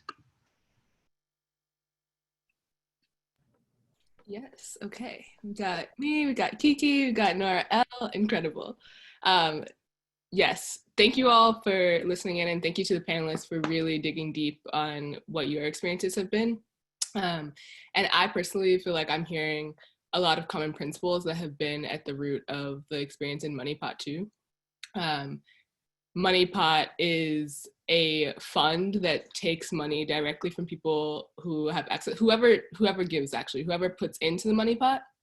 It is a pool of money that then Black and Brown organizers in DC doing work towards abolition, doing work towards building futures, liberated futures for Black and Brown people can pull from to meet their needs. And we also want to be clear that needs mean rent, needs mean housing, needs mean food, and also needs mean to living a full life and to being well.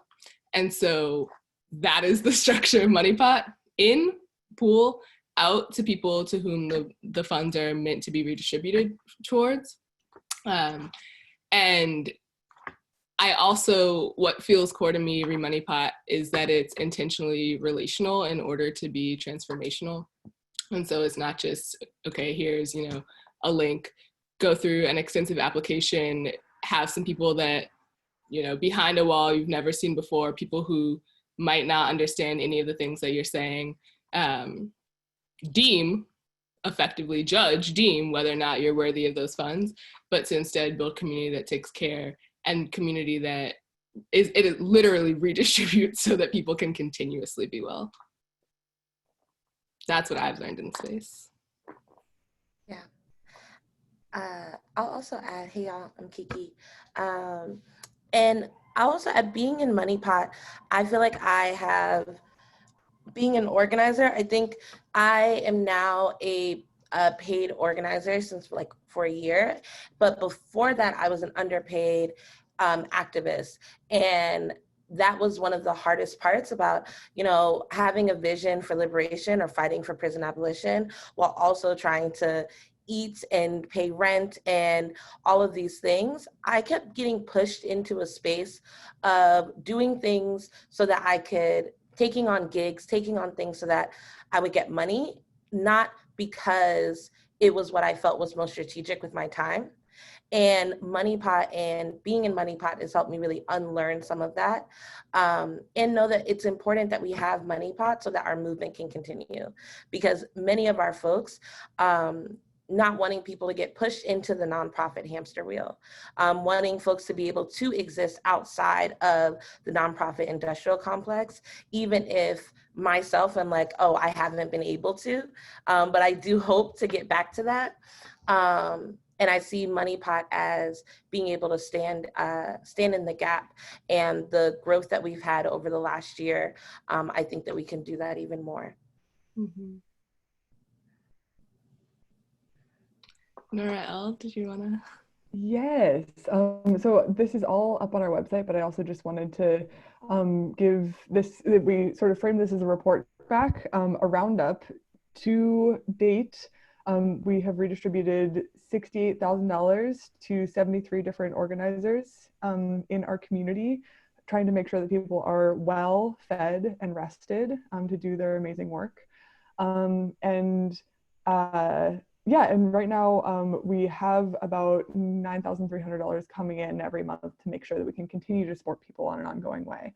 One of the original goals of this crew coming together was not just to be able to give one-time distributions, but to have a resource that people could rely on month after month, because we know that that capitalism is a trap and it's really hard. I think mostly what we want is like for health and safety to be collectively held, and for it not to be an individual struggle. And that's one of the biggest things that I have learned and unlearned through being part of this crew. So much love and respect, everybody. I'm somebody who comes from a professional class background. I've always had more than I need. And being part of this crew has helped me unlearn the lie that like independence is the goal. I think that I was brought up really thinking that I should be able to go off by myself on an island, whatever, and just like take care of all my own needs by myself.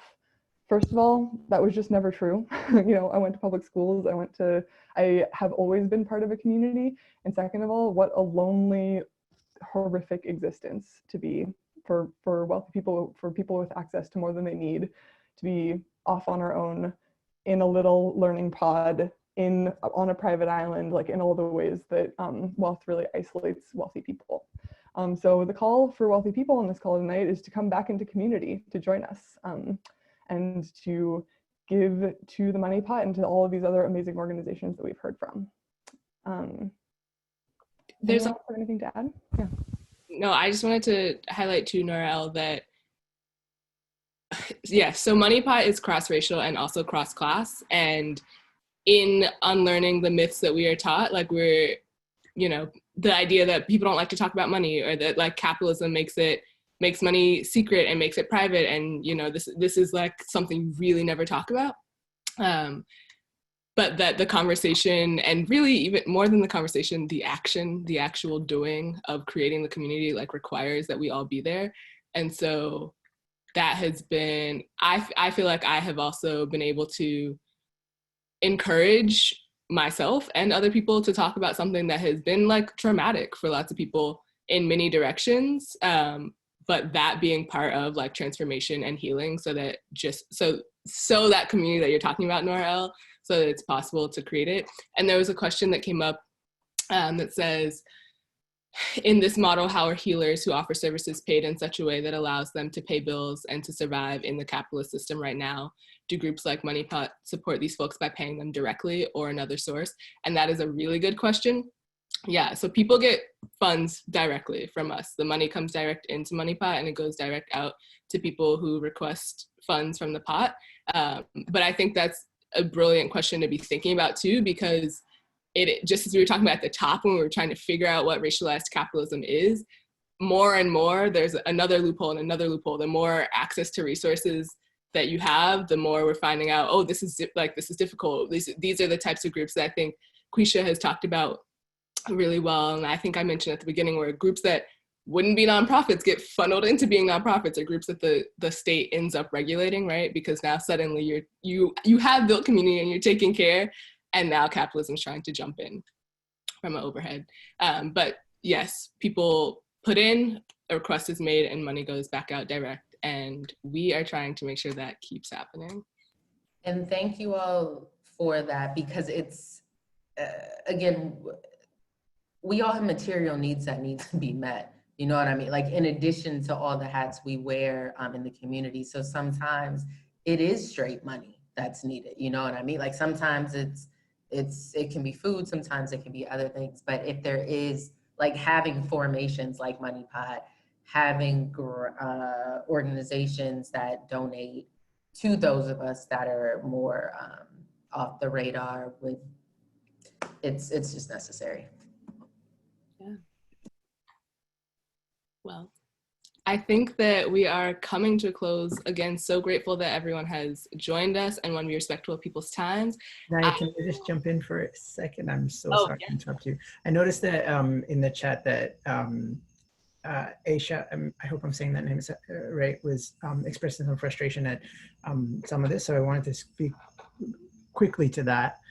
This question that you're asking of, like, how do I take, knowing that we're in a capitalist system, what are, like, principled ways to take money from that system and put it into the movement, I think is a really important question, right? Like, as we build ways to get out of capitalism, this question of how do we still funnel money, right, that we do have access to, is a really important question. It's probably not something we have time to go into a lot here, but it is something that I'm certainly actively interested in trying to figure out.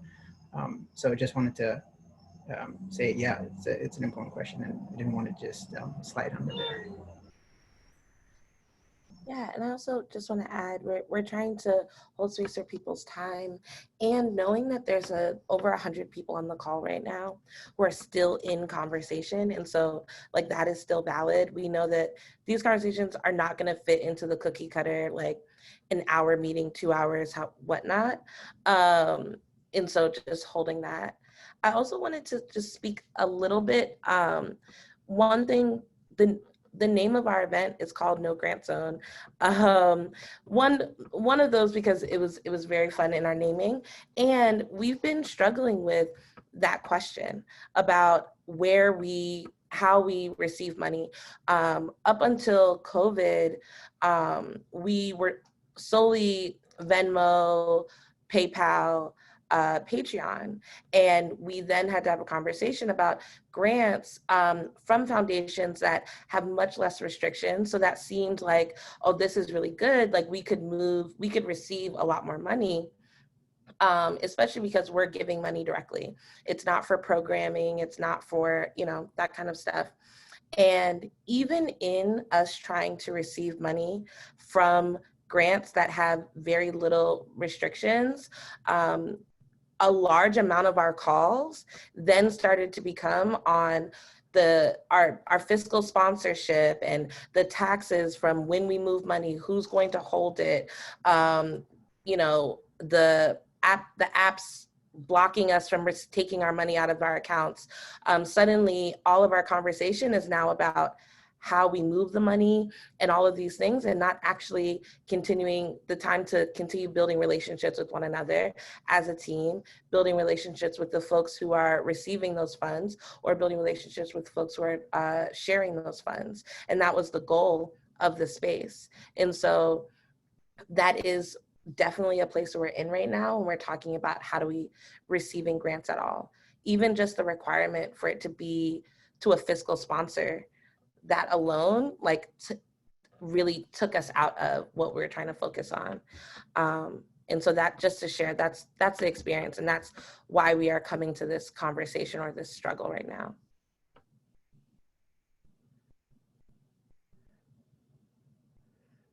Awesome.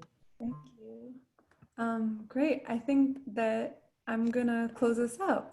So thank y'all. We do have a couple asks because we do want to stay connected.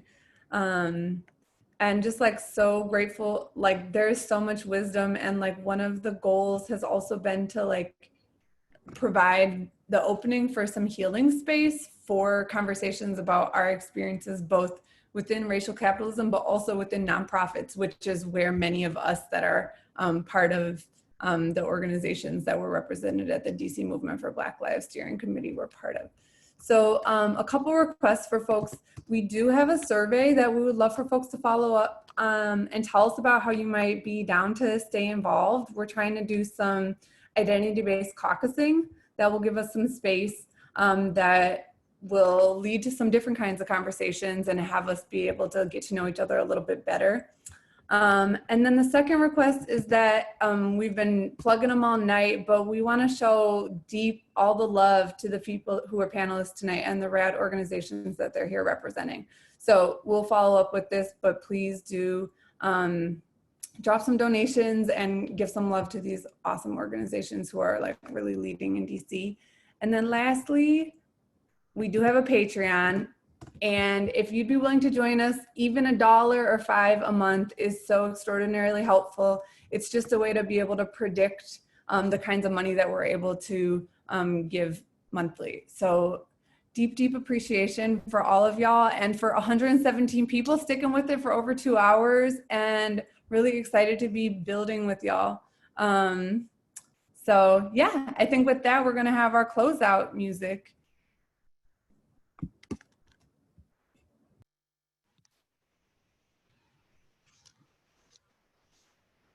Sorry, I was muted. For folks who are joining us on Facebook, you can go to patreon.com/DCM4BL to join us on Patreon. To sign up our follow-up survey, it is bit.ly, no grant zone next, all lowercase, to join us and continue. And we are going to edit the form. The form right now is saying that the email must be a number.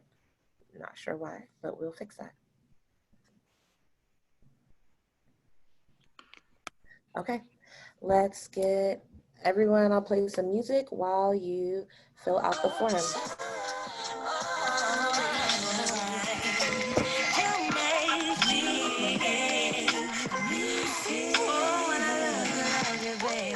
Take this time to fill out the form if you can.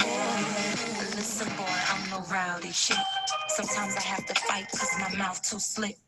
Baby, why you doing me like I ain't worth it? Make me wanna ride past your house and sit. Kick down your doors and smack your chick. Just to show you Monica not having it. So in love with you like a drug addict. You treat me so unreal. What she do, I do better. What she did to make you love her. Is it real or forever? Baby, please let me stay together. What she do, I do better.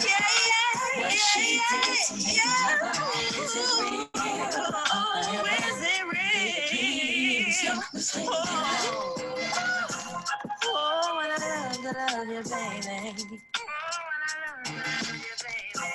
Oh, when I love you, baby. Ooh, oh, when I love you, baby. Oh, when I love you, baby. Just to show you Monica not having it. Yeah, I'm so gone. Thank you. We have 18 people have filled out the form. Thank you for building this community with us. I'm so excited for you all to be in our next session, for us to keep talking about money, nonprofits, granting, and also how we move through the world. Keep doing it out. I don't really need you. You treat me so unreal.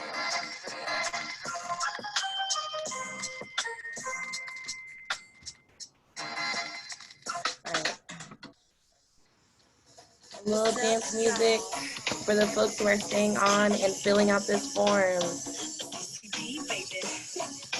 You know how we do. This is for my ladies. This is for my ladies. This is for my ladies. Check it out. Listen up, all you boys, come and gather round and see. I know you like the way it's fitting in my new 7 jeans. Fit tight, just right, all attention on you. Hey, we got 40. I think we're gonna make 50, Naya. Let's go. Right.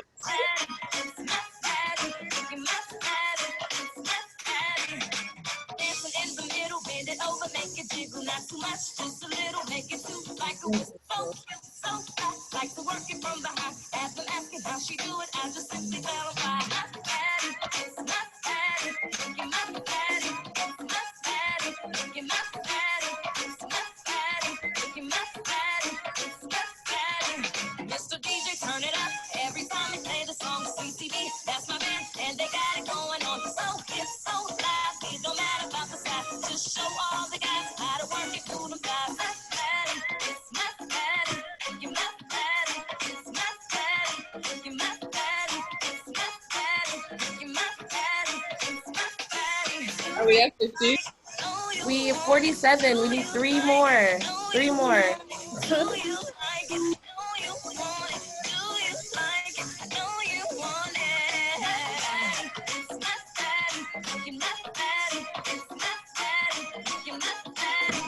One more.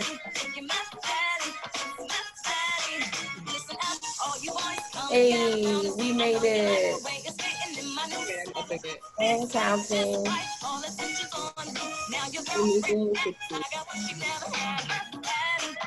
If you're still on with us, it looks like you're filling it out. I can see your faces.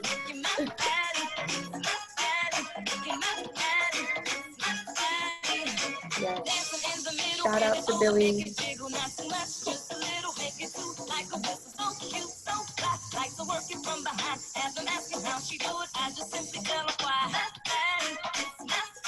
Welcome all the dancers.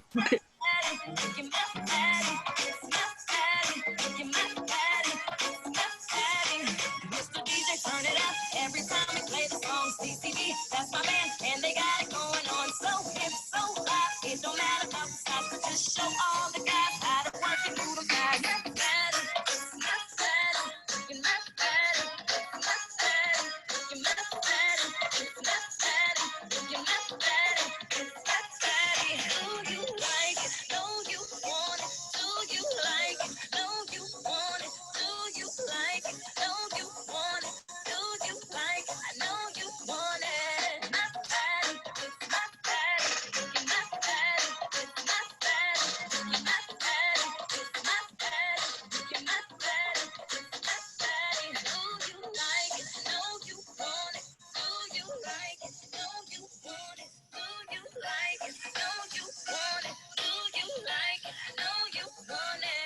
All right, y'all. Thank you so much for joining us and for the little party.